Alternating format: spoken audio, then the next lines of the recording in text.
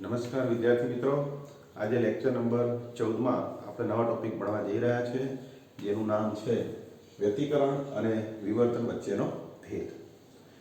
વ્યતિકરણ અને વિવર્તન આ બંને વિશે આપણે અગાઉ ભણી ગયા છે, તો હવે એનો ભેદ સમજીશું. વ્યતિકરણમાં આપણે એમનો પ્રયોગ ભણ્યા હતા કે બે સ્લિટની મદદથી આપણે તરંગોનું સંપાતીકરણ કરી અને વ્યતિકરણની ઘટના જોઈ શકીએ છીએ. વિવર્તનમાં આપણે ભણ્યા હતા એક સ્લિટની મદદથી તરંગોનું સંપાતીકરણ થાય અને આપણને વિવર્તન જોવા મળે છે. તો વિદ્યાર્થી મિત્રો, વ્યતિકરણ અને વિવર્તન એ બંને વચ્ચેનો ભેદ શું? તો અહીંયા આકૃતિમાં તમે જોઈ શકો છો કે તમે જો કોઈ એક સ્લિટ લેવામાં આવે અને એની ઉપર પ્રકાશ આપાત કરીએ તો પરિણામે આપણને જે વિવર્તન ભાત મળે છે એમાં આવું મધ્યસ્થ અધિકતમ મળે છે. આજે તમને દેખાય છે આ ભાગ એ મધ્યસ્થ અધિકતમ છે. અને આ જે મધ્યસ્થ અધિકતમ એની પહોળાઈ એ ખૂબ જ વધારે હોય છે. એટલે કે આકૃતિમાં અહીંયા આપણને મધ્યસ્થ અધિકતમ જોવા મળે છે.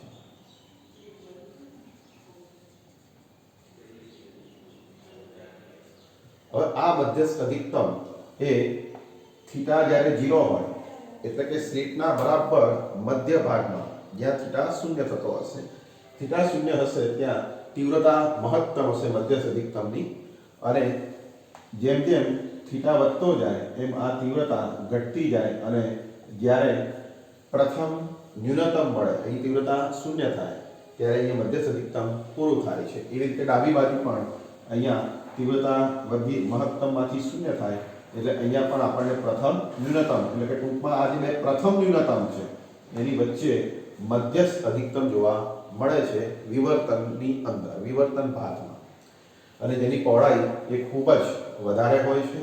અને આજુબાજુ જે અધિકતમો હશે, આ પ્રથમ અધિકતમ, દ્વિતીય અધિકતમ, એવી રીતે પ્રથમ અધિકતમ, દ્વિતીય અધિકતમ, તો આ બે ન્યૂનતમની વચ્ચે જે મધ્યસ્થ અધિકતમ હશે એની પહોળાઈ એ આ જે બધા અધિકતમો છે એના કરતાં લગભગ બમણી હોય છે, અને ક્રમશઃ આ તીવ્રતા એ ઘટતી જતી હોય છે.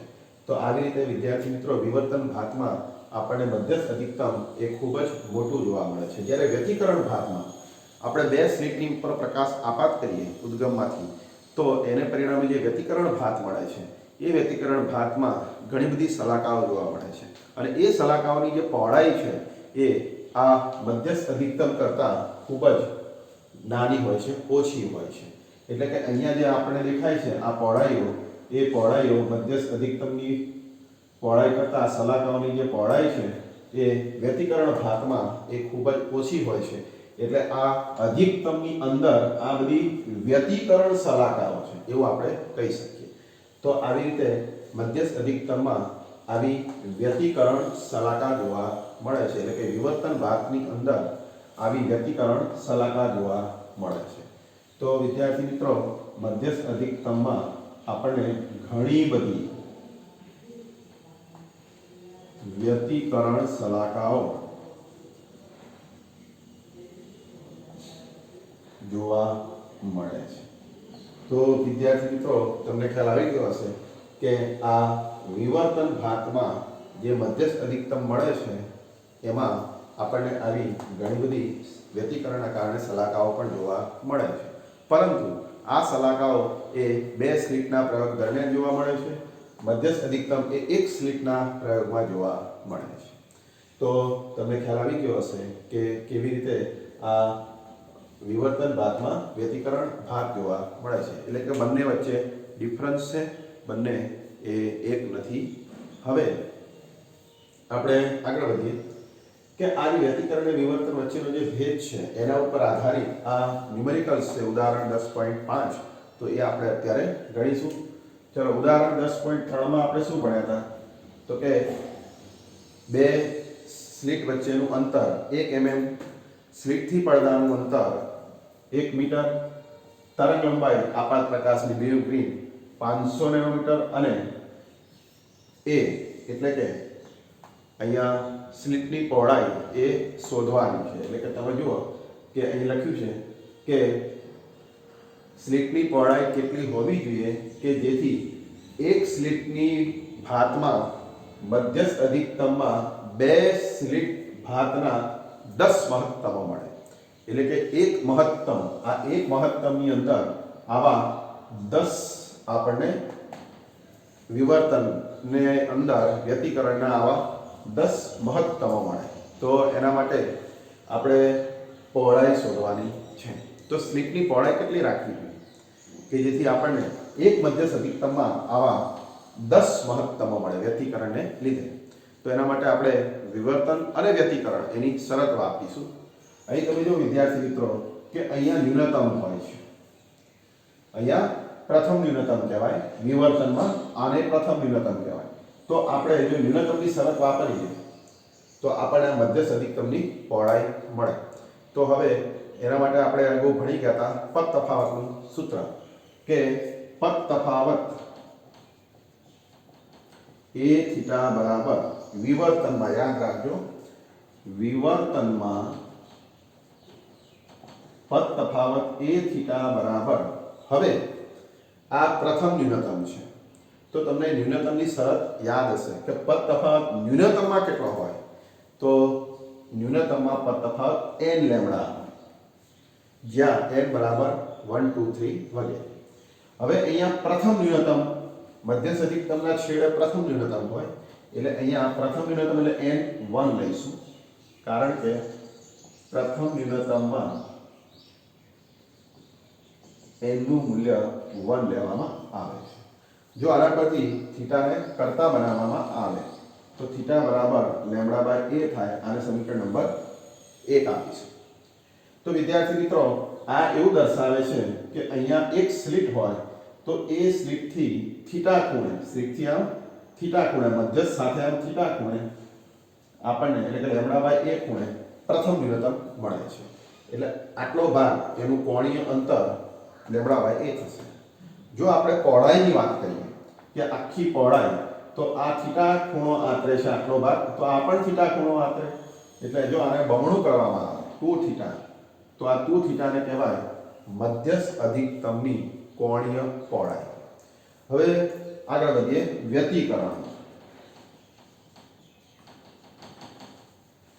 વિદ્યાર્થી મિત્રો વ્યતિકરણમાં આપણે પદ તફાવતનું સૂત્ર અંદર લખ્યું છે કે 2 સ્લિટની ભાતના 10 મહત્તમો મળે છે. હવે આ એક મહત્તમ થયું, આ બીજું મહત્તમ, આ ત્રીજું મહત્તમ. તો એક મહત્તમ એનું જો તમે આ પ્રથમ મહત્તમ, આ મધ્યમાં જે છે એ પ્રથમ મધ્યસ્થ અધિકતમ, બીજા આજુબાજુ આ અપ્રકાશિત, આ પ્રકાશિત, એટલે કે આવા 1 2 3 એવા 10 મહત્તમની વાત છે.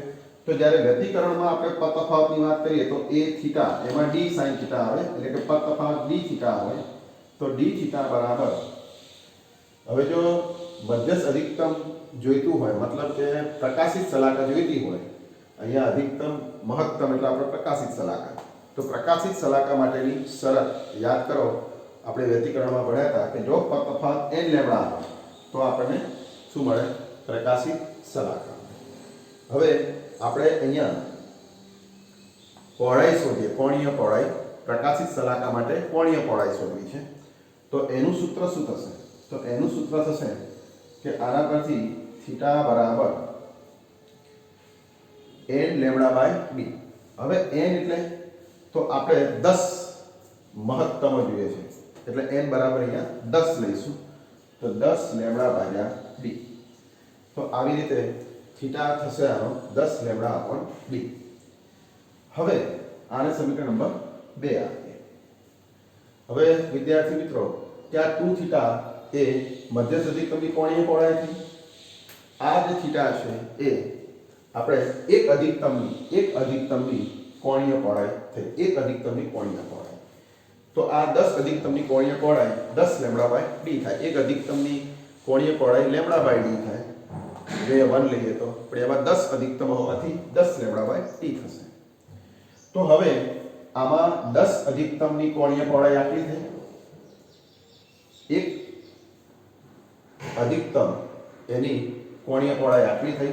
જો આ બે સરખાવવામાં આવે તો આપણને a મળે, a એટલે કે સ્લિટની પહોળાઈ મળે. એટલે સમીકરણ 1 અને 2 સરખા.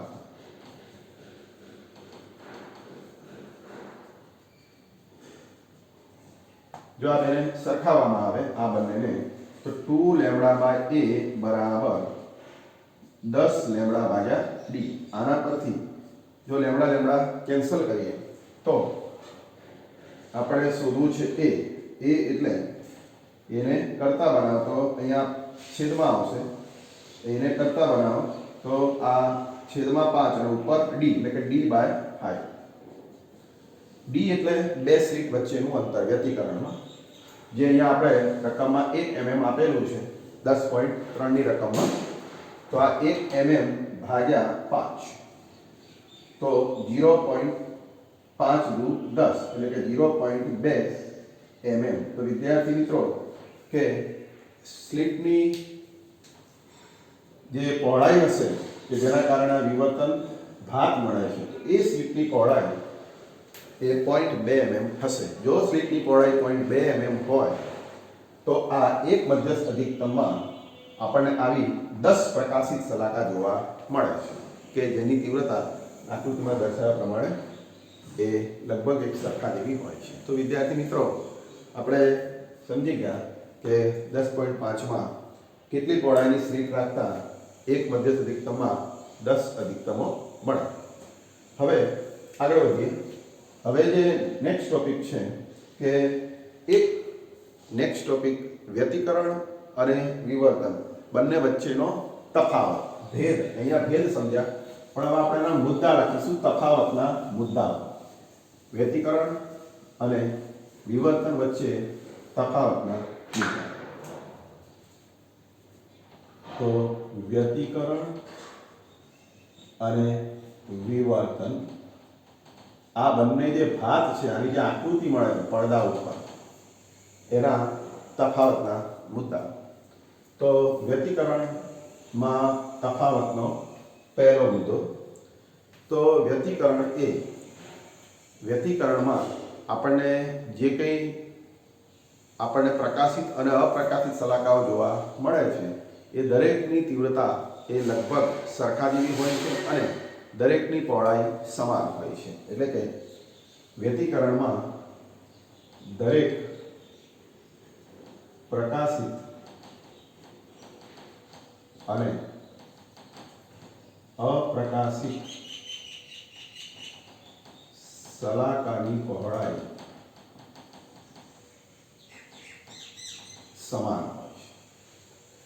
જ્યારે વિવર્તનમાં મધ્યસ્થ અધિકતમની પહોળાઈ અન્ય જે અધિકતમો છે એની પહોળાઈ કરતાં બમણી, એટલે કે મધ્યસ્થ અધિકતમની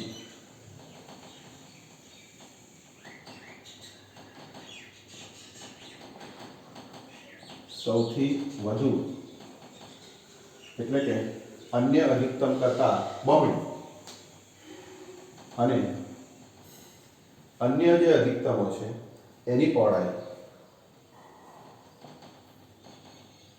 ત્યારબાદ જે અધિકતમો હશે એ અધિકતમોની પહોળાઈ ઘટતી જાય છે. તો વિદ્યાર્થી મિત્રો વ્યતિકરણમાં દરેક સલાકાની પહોળાઈ સમાન, વિવર્તનમાં દરેક જે અધિકતમો મળે છે એની પહોળાઈ એ ક્રમશઃ ઘટતી જતી હોય છે, મધ્યથી છેડા તરફ જતી. બીજા નંબરે કે વ્યતિકરણમાં દરેક સલાકાની તીવ્રતા સમાન હોય છે, વિવર્તનમાં દરેક સલાકાની તીવ્રતા એ ક્રમશઃ ઘટતી જતી હોય છે. બીજા નંબરે આપણે જો વાત કરીએ તો વ્યતિકરણ એમાં બે સ્લિટ, એમાંથી જે પ્રકાશ પસાર થાય અને એ પ્રકાશના સંપાતીકરણ એટલે કે તરંગો પસાર થાય, એ તરંગોના સંપાતીકરણને લીધે વ્યતિકરણ મળે છે. એટલે કે વ્યતિકરણ એ બે સ્લિટ માંથી પસાર થતા તરંગોના સંપાતીકરણને લીધે મળે છે. જ્યારે વિવર્તન એ એક સ્લિટ, આમાં બે સ્લિટ આવે, જ્યારે વિવર્તનમાં એક સ્લિટના જુદા જુદા બિંદુઓ, એક સ્લિટના જુદા જુદા બિંદુઓ માંથી પસાર થતા તરંગોના સંપાતીકરણને લીધે અથવા બિંદુઓમાંથી ઉદ્ભવતા તરંગોના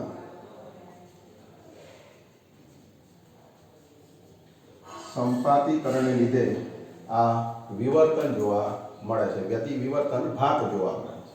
તો વ્યતિકરણ ભાત એ બે સ્લિટને લીધે જોવા મળે છે, જ્યારે વિવર્તન ભાત એ એક સ્લિટને લીધે જોવા મળે છે. બંનેમાં તરંગો સંપાતીકરણ અનુભવે છે બંને ઘટનાઓમાં, અને પરિણામે પડદા ઉપર આપણને વ્યતિકરણ ભાત અને વિવર્તન ભાત જોવા મળે છે.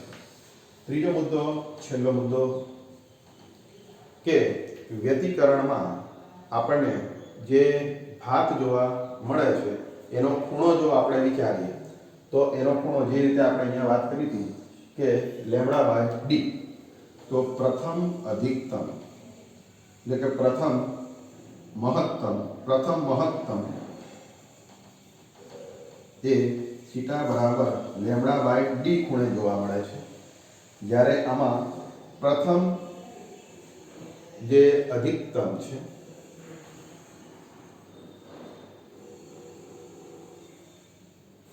તો પ્રથમ અધિકતમ એ અહીંયા આપણે આગળ વાત કરી કે λ/a ખૂણે જોવા મળે છે. તો બીજા અર્થમાં કહીએ તો ન્યૂનતમ આટલા ખૂણે હોય કે જ્યાંથી અધિકતમની શરૂઆત થાય છે. તો વિદ્યાર્થી મિત્રો, આપણે પ્રથમ મહત્તમ λ/d ખૂણે, જ્યારે આવા અધિકતમ λ/a ખૂણે જોવા મળે છે. હવે જો આ d બરાબર a લેવામાં આવે તો આ બંને કેવા થઈ જાય? સરખા. એટલે બીજા અર્થમાં આપણે એવું કહેવાય કે જો સ્લિટની પહોળાઈ, જો બે સ્લિટ વચ્ચેનું અંતર એટલે કે આ d, બે સ્લિટ વચ્ચેનું અંતર વ્યતિકરણ એ એક સ્લિટની પહોળાઈ જેટલું રાખવામાં આવે, એક સ્લિટની પહોળાઈ જેટલું રાખવામાં આવે, અને પછી એમાંથી મળતી વ્યતિકરણ અને વિવર્તન ભાત જોવા મળે, તો જેટલા ખૂણે અધિકતમ જોવા મળે એટલા જ ખૂણે, જેટલા ખૂણે અધિકતમ જોવા મળે એટલા જ ખૂણે આપણને મહત્તમ જોવા મળે વ્યતિકરણમાં. એટલે કે બંને આપણને એક સરખા ખૂણે જોવા મળે. ક્યારે? કે બે સ્લિટ વચ્ચેનું અંતર એ એક સ્લિટની કોણીય પહોળાઈ જેટલું રાખવામાં આવે ત્યારે. તો આપણને એક સરખા ખૂણે અધિકતમ અને મહત્તમ જોવા મળે છે વિવર્તન અને વ્યતિકરણમાં. તો વિદ્યાર્થી મિત્રો, આવી રીતે વ્યતિકરણ અને વિવર્તનમાં તમને ખ્યાલ આવી ગયો હશે. બીજું કે વ્યતિકરણમાં બે સ્લિટ વચ્ચેનું જે અંતર છે d એ લગભગ mm માં રાખવામાં આવે છે અને 1 mm એની આસપાસ હોય છે, જ્યારે એક સ્લિટના વિવર્તનમાં સ્લિટની જે પહોળાઈ છે એ સ્લિટની પહોળાઈ એ 1 મિલીમીટરનો 10મો ભાગ 0.1 mm, 0.2 mm આવું સૂક્ષ્મ રાખવામાં આવે છે. તો આવી રીતે વિદ્યાર્થી મિત્રો, બે સ્લિટ વચ્ચેનું અંતર વ્યતિકરણમાં જે d, સ્મોલ d એ ખૂબ નાનો રાખવામાં આવે છે. એવી રીતે એક સ્લિટના વિવર્તનમાં આપણે જે સ્લિટની પહોળાઈ છે સ્મોલ એ પણ બહુ નાની રાખવામાં આવે છે, 0.1 mm. તો આમ સમગ્ર વ્યતિકરણ અને વિવર્તનમાં d અને a એ ખૂબ જ નાના રાખવામાં આવે છે, કે જેના કારણે વ્યતિકરણ અને વિવર્તન ભાતો એ આપણને પડદા ઉપર સ્પષ્ટ આપણે એને જોઈ શકીએ છીએ. તો આવી રીતે વ્યતિકરણ અને વિવર્તનને આપણે યાદ રાખીશું. તો વિદ્યાર્થી મિત્રો, તમને ખ્યાલ આવી ગયો હશે કે વ્યતિકરણ અને વિવર્તનના તફાવતના મુદ્દાઓ. પરીક્ષામાં જો 2 માર્ક્સમાં પૂછાય કે વ્યતિકરણ અને વિવર્તનના તફાવતના બે મુદ્દા લખો, તો તમારે આ ત્રણમાંથી કોઈ પણ 2 મુદ્દા તમે તફાવત તરીકે લખી શકો છો. તો આપ એને યાદ રાખજો. હવે વિદ્યાર્થી મિત્રો, તમારે ઘરે પણ જો આ પ્રયોગ કરવો હોય, વ્યતિકરણ ભાત જોવી હોય, વિવર્તન ભાત જોવી હોય, તો એ તમે જોઈ શકો છો. તો એને કહીશું કે એક સ્લિટ વડે થતું વિવર્તન ભાત. તો ચલો હવે એક સ્લિટ વડે થતી વિવર્તન ભાત કેવી રીતે મળે એ આપણે સમજીએ. તો એક સ્લિટ વડે થતી વિવર્તન ભાત.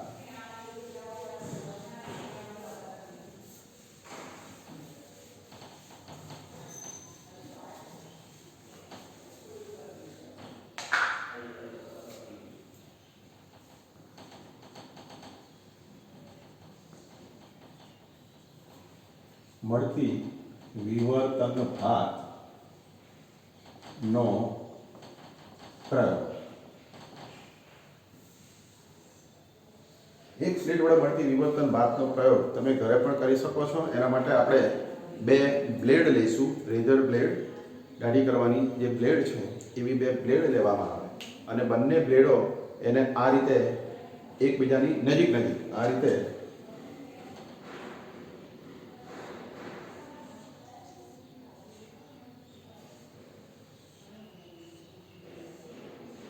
આ દાઢી કરવાની બે બ્લેડ છે અને એ બંને બ્લેડો એકબીજાની આમ નજીક રાખવામાં આવે અને બંને વચ્ચે સૂક્ષ્મ જગ્યા રાખવામાં આવે, ખૂબ જ સૂક્ષ્મ, 1 mm કરતાં પણ ઓછી.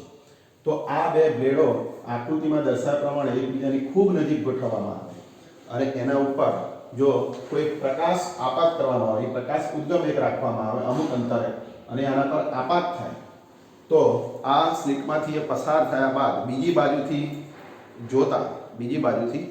જોતા આપણને જે કંઈ જોવા મળે છે ભાગ પ્રકાશનો, એમાં પ્રકાશિત અને અપ્રકાશિત એવા વિભાગો જોવા મળે છે, પટ્ટાઓ જોવા મળે છે, જેને વિવર્તન ભાત કહેવામાં આવે છે. એટલે કે આપણને અધિકતમ અને ન્યૂનતમ જોવા મળે છે, એટલે કે પ્રકાશિત અને અપ્રકાશિત પટ્ટાઓ જોવા મળે છે. આમાંથી પ્રકાશ પસાર થાય તો એની વિરુદ્ધ સાઈડ આપણને પ્રકાશિત અને અપ્રકાશિત પટ્ટાઓ જોવા મળે છે.